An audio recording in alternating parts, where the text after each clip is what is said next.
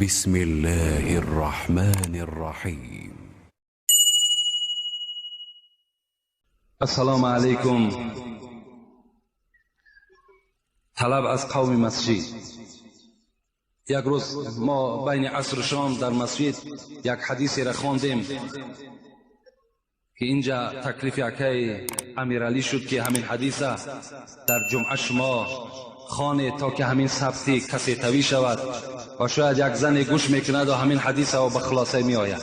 این حدیث چنین بود، اینم طبق همین موضوع است. قال رسول الله صلی الله علیه و سلم: ایما امرأتین سأل زوجها الطلاق من غیر ما بأسین فحرام علیها رائحة الجنه. پیغمبر خدا چی گفتند؟ گفتند که کدام زنی که از شوهرش طلاق را طلب میکند من غیر ما بأسین، از غیر آنه که هیچ لازم طلاق نبود، یعنی مقصد این که وقتی که میبیند همین مرد یک زمان دارا بود و امروز نادار شد، میبیند که تا دیروز از زنده میرسید، تمام نوشاکه ها میرسید، تمام لباس میرسید، امروز به سبب یعنی خرابی جمعیت و نیافتن کار و بار مرد امروز احتیاجمند شده است. این زن در حال چکار میکند؟ در حال از این شوهر طلاق طلب میکند و میگوید که من از تو چی دیدم؟ اگر زنی که این لفظ را استفاده کند، پیغمبر خدا گفتند فحرام علیها رائحة الجنه، بوی جنت از 500 سال راه بر جنتی ها میرسد. یعنی بین ما یک خوشبویی میزنیم، خوشبویی که مخلوق تیارش کرده است، ممکن که در مسافه 10 متر یا 20 متر به مشام شما برسد، لیکن بوی جنت چنان بوی زیبایی هست، پیغمبر خدا گفتند که از 500 سال راه به مشام جنتی ها میرسد. انا همین قدر مسافه دور همین بوی جنت بر دماغ همان زنی که از شوهر خودش طلاق طلب میکند نمیرسد. اعظم الناس حقا علی المرأة زوجها، پیغمبر خدا گفتن بزرگترین حق بر زنها از روی حق کی دارن؟ پدر و مادر نه، بلکه شوهرها شد. هر جایی که زن بخواهد که سفر کند از شوهر میپرسد، هر کاری را که انجام دهد باید از شوهر پرسد، دیگر از پدر و مادر نمیپرسد، زیرا بزرگترین حق بالای زنها وقتی شوهر میکنند این حق شوهر است. من دوست می‌دارم که بسیار زنها وقتی شوهرها از کار می‌آیند با یک چهره خندان، با یک تبسم، اگرچند که مرد همان روز هیچ فایده هم نیاورده باشد، بلکه تسلی دهد که میلش امروز در نصیب تو نبوده است، در ریسک تو نبوده است، مانده نشو، پروا نکن، انشالله فردا میابی، فردا هم نیافتی فردا دیگر میابی. من در ناداری تو، در داراگی تو طاقت کرده بودم، در ناداریت هم طاقت میکنم. این چنین اگر لفظا از زنی ما و شما، خواهرای ما و شما صادر شود، انشاءالله زندگی اونها خیلی نیکبخت میشود. باور کنید زندگی اسما را وقتی در کتاب میخواند انسان هیچگاه طاقت کردن نمیتواند. اسماء دختر ابوبکر صدیق بودند، یار اول پیغمبر خدا بودند، شخصی بودند که به 2 نفر سلام از خدا آمدگی است، یکی ابوبکر است یکی خدیجه است. همین دختر اسماء، دختر ابوبکر صدیق اسماء که میگه حامله بودم، وقتی میگه در خاندانم که شوهرم زبیر میگه به سفر برآمده بگی بود با همراهی پیغمبر خدا، در خانه چیزی یافت نمیشد، لیکن در همسایگیم یک یهودی زندگی میکرد، در دیگش میگه گوشت گوسفند میپخت، بوی گوشت گوسفند میگه خانه مرا فرا گرفته بود. من هیچ طاقت نکردم، به ناگاه خانه این یهودی داخل شدم و گفتم که حاجت بر آتش دارم. حالا که حاجت به آتش نداشتم، حاجت به همون گوشت گوسفند داشتم. این یهودی میگه در بالا یک ظرف میگه بر من آتش داد. گفت من گفت یهودی ها اون زمان هم پیغمبر خدا را دوست نمی‌داشتند، چگونه ای که امروز یهودی ها مسلمان ها را دوست نمی‌دارند.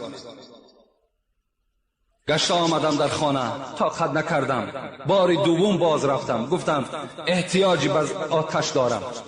باز میگه آتش داد و گوشت نداد. میگه باز گشته آمدم، 3م بار رفتم، باز همچنان معامله کرد.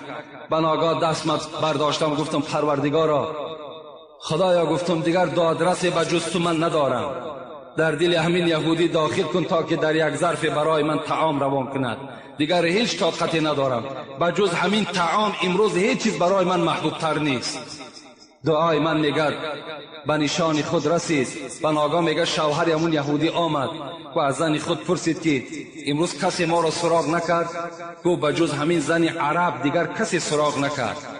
گفت چی گفت؟ گفت از من آتش پرسید خلاص. گفته ای زنه گفت در یک ظرف گفت گوشت و آب همین شوربای گوشت پر کن و برده بر همین همسایه عرب بده تا اگر بر او طعام ندهی این طعام تو برای من حرام است، من نمیخورم. دعای اسماء در نزد خدا قبول گشت. در همین خیل شرایط ها اون زنها چکار کردن؟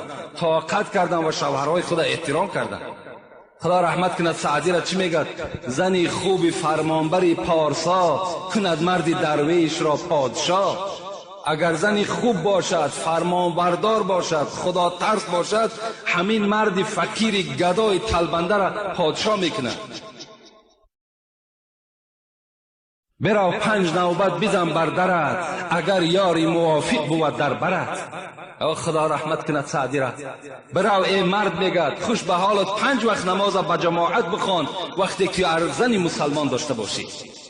تو زنی مسلمان داشته باشی بی پروا رفته در مسجد نماز خواندن بگیر، هیچ فکر خیال در خاطرت نگذران. همه روز اگر غم خوری غم مدار، چو شب غم گسارت بود در کنار. چی تو امروز روزی دراز تشویش زندگی میخوری، چه از ناداری خیلی غم میخوری، مادامی که در برت شب یک یاری موافق داری، یک زنی مسلمان داری، دیگر پروا نکن، دیگر پروا نکن. به زیدان قاضی گرفتار بی که در خانه بینی در ابرو گیره. خدا رحمت کند میگد وقتی که اگر زنی داشته باشی که خوق داشته باشد، چی تو دارا باشی چی نادار باشی، وقتی خانه میدرای میبینی که ابروهای گیره بسته، میبینی که یک اندام تروش بر روی تو میکند، از این ده گفت همون زندان قاضی بهتر است از اویی که در این خیل خانه این خیل زن زندگی میکند. السلام علیکم داملای عزیز. میگویند که با یگان شهر سفر میکنی در دست خود چله است، ناگهان از عالم گذشت، چله آن را فروخته کفنش میکنند، باعث تشویش نباشد. اگر چله نقرگی باشد میلش، لیکن چله طلا باشد مردن در کجایی که مردی البته تر سرشتت میکنند. اون چله تو هیچ جا را گرفته نمیتونه. همه یک وسوسه و یک بگیم سخنهای بیهوده است که وقتی آدم چله طلا را میدازد به نیت آنه که مابادایی که در یک جا سفر کنم همین را فروخته برای من کفن کنن. اگر او را فروخته و با پولی او را کفن کنن، خدا تو را در قبر عذاب میته، زیرا که اون پولی چله برای تو حلال نبود. چله داختن طلا، گردن بند داختن طلا، ساعت طلا، همه برای مردها حرام هستند. هیچ کدام شما این جوان مردی شما نیست، اینا برای خودتان اختیار نکنید.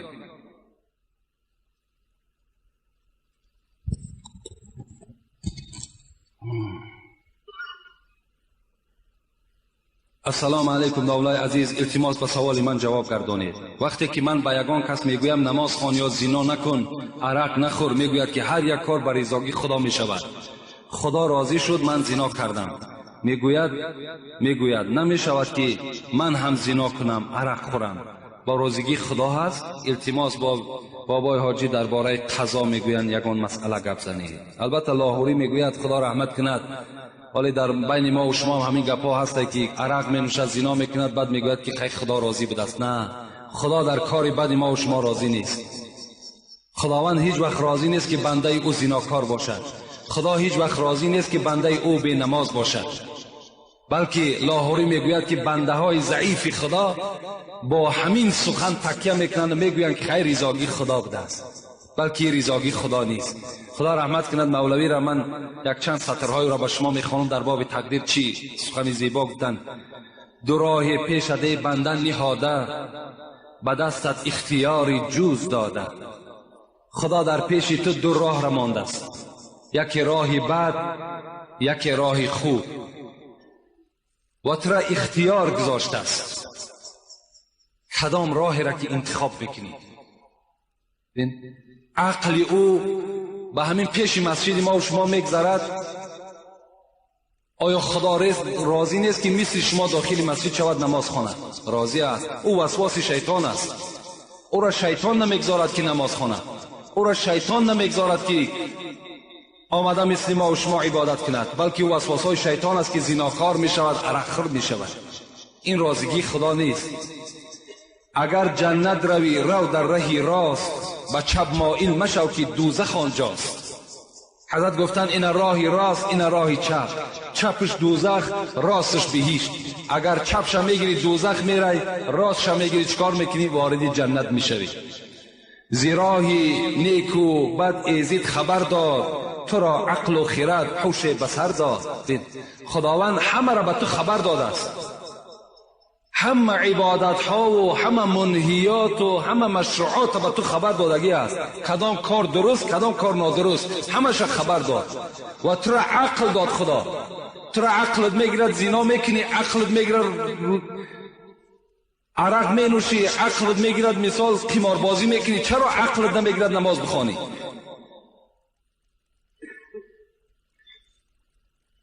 خدا را جو، خدا را جو، خدا را بگو ذکر و بیمان چون و چرا را.